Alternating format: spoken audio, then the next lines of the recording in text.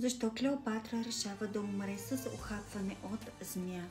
Едва ли ще ви изненадам, като ви кажа, че за древните египтяни змията е свещено животно, а кобрата е символ на царска власт и защита, носена на короните на фараоните, което олицетворява богинята Ладжет, която е пазителка на Египет.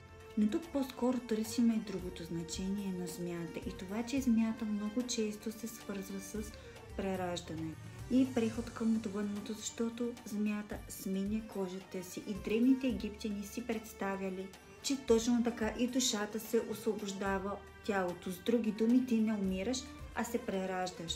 Истината е, че никой не знае със сигурност как точно е умряла Клеопатра, но това с кобрата е най-популярната версия. Египтяните вярвали, че смъртта от кобра е безболезнена и достойна, защото е дело на богинята Ладжет и може би заради това Клеопатра не избира оръжие, избира символ.